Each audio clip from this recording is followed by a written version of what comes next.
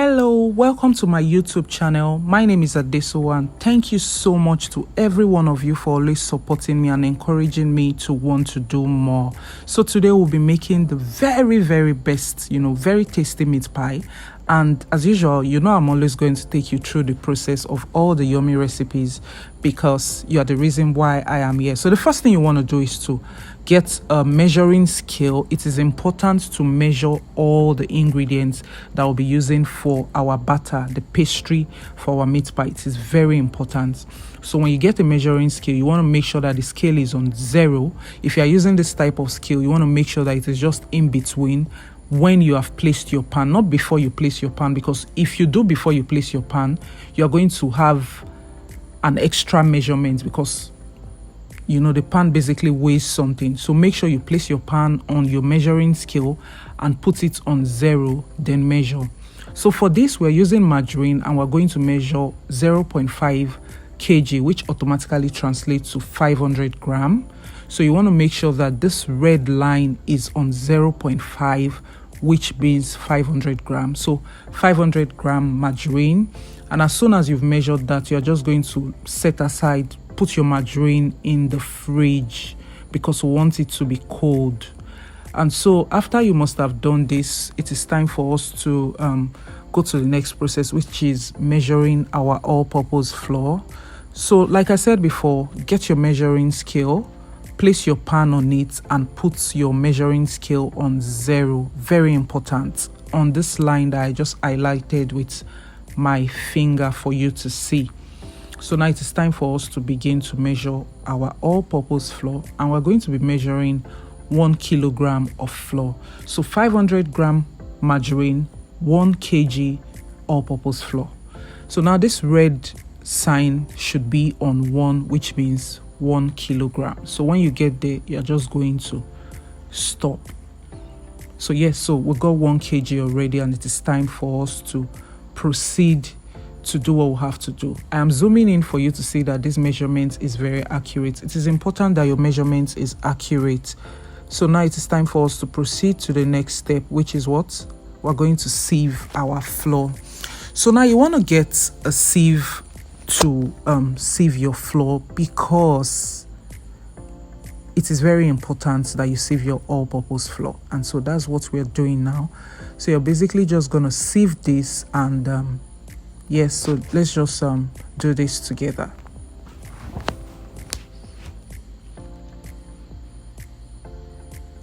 The major reason why it is important to sieve our flour is because you don't know what you have in your flour, and you basically just want to smoothen out your all-purpose flour. That is the whole essence of making sure that you sieve your powdery ingredients, not just for when you're making meat pie. It is important to do this when you're making anything that requires flour. If you're baking anything that requires flour, or anything you're baking at all needs to be sieved. Even when you want to bake cake, if you check my videos, you will notice that I am always doing this. It is important to do this because you do not know what must have. You just want to smoothen out the texture of your flour so that you can have a perfect finish. Like if you see, all the chaff shouldn't be in your flour because this could just alter the process. So at the end of this process, this is what we have: our beautifully sieved flour. So now I got a smaller sieve and we're just going to measure 2 teaspoons of baking powder. So for this 500 gram margarine, 1 kg gram all-purpose flour, you need 2 teaspoons of baking powder. So now our butter has been in the fridge for some time, so I'm just going to put that in the flour and the baking powder. So as soon as I have done this, I'm just going to gradually mix it with my hand like I am doing. So for a quicker process, you can just do well to use both hands. So just keep on mixing like you can see me doing in this video. Very important. This requires a whole lot of time because you basically just want to make sure that everything is fully combined. So yes, let's just do this together.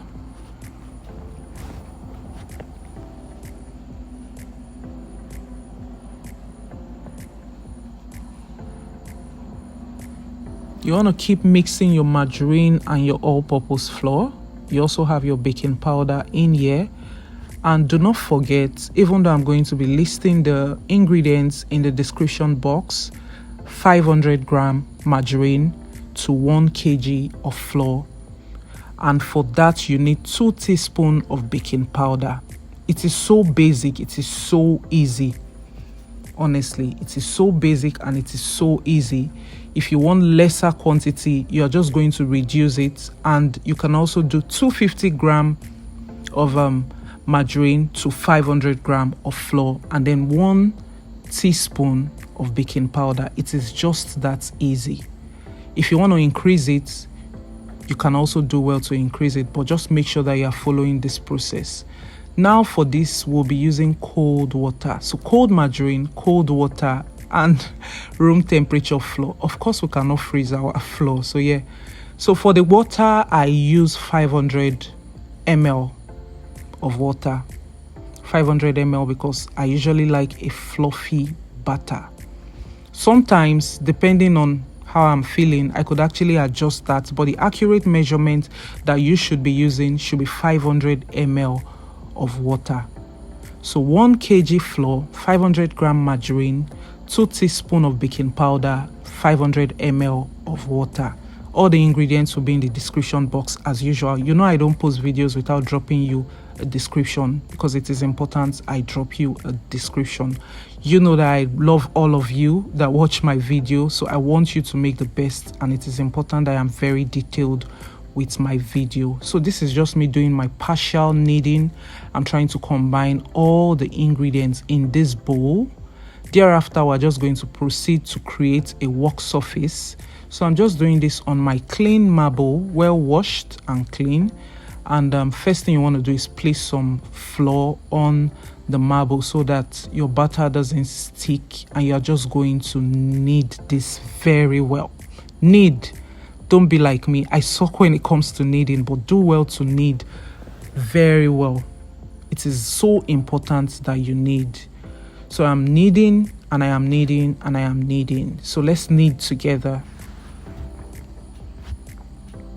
At some point, I had to start using my 2 hands because it is important to knead. You want to smoothen out your batter.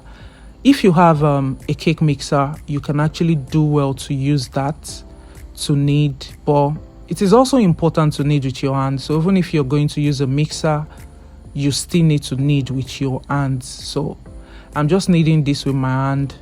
For this recipe, you can just do it at the comfort of your home. You don't need so much.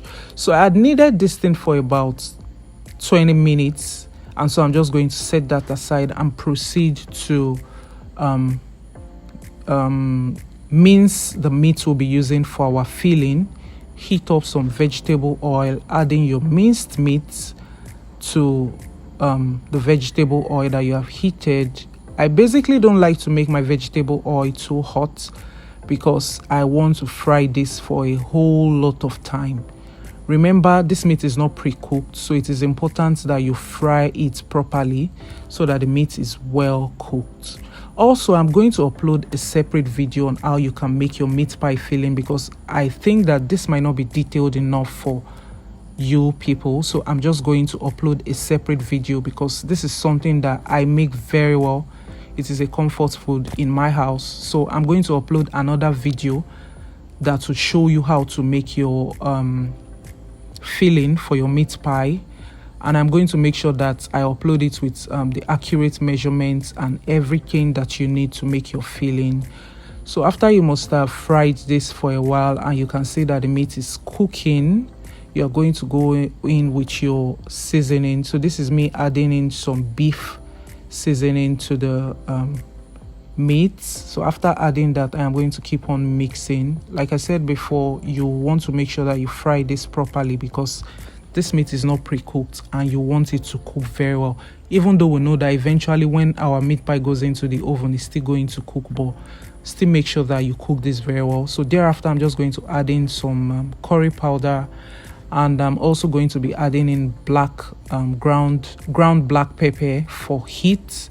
But if you do not like heat, if you don't like so much spicy meat pie, you might want to skip that or just add a little.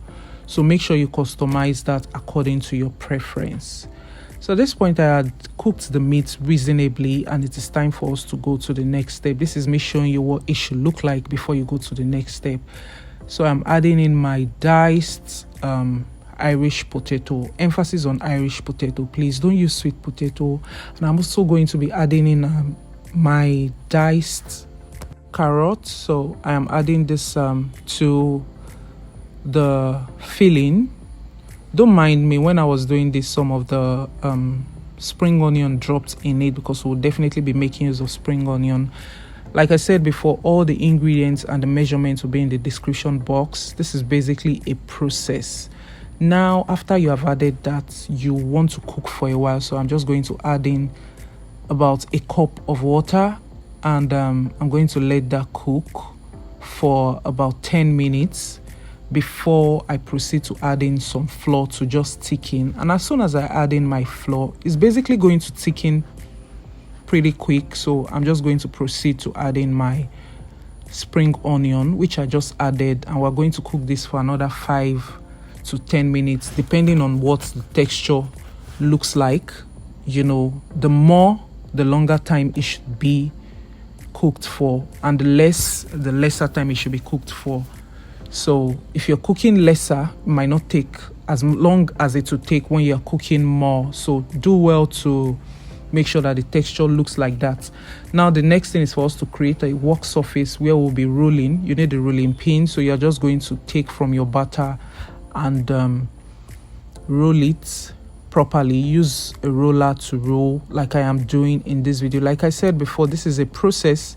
All the ingredients, all the measurements will be in the description box. So when you roll on one side, you flip to the other side, you roll, because you want a smooth texture like I am doing in this video. So you're just going to keep on doing this for all of the batter. And it's time for us to add in the filling. This filling was so good, by the way. So you're just going to add in the filling. And if you do not have a meat pie cutter, this is how you should do it. Get a small knife, cut out the excess like I am doing in this video. Cut it out, cut it neatly like I am doing in this video.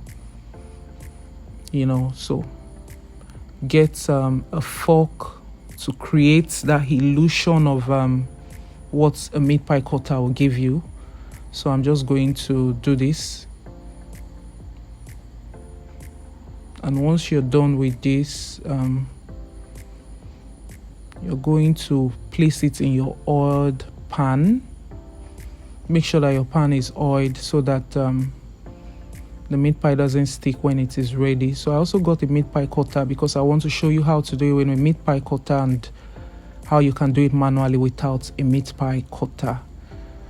So I rolled out the batter. I placed it on my meat pie cutter. That's after I've added in some flour so that it doesn't stick.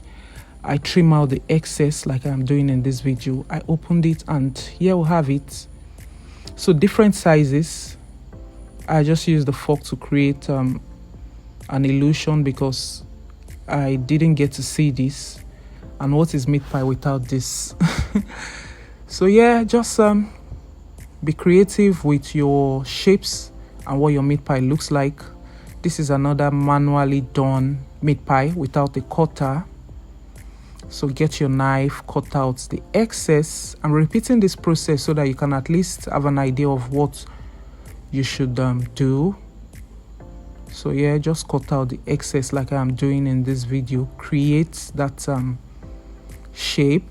If you don't have a meat pie cutter, just repeat this process for all of your batter.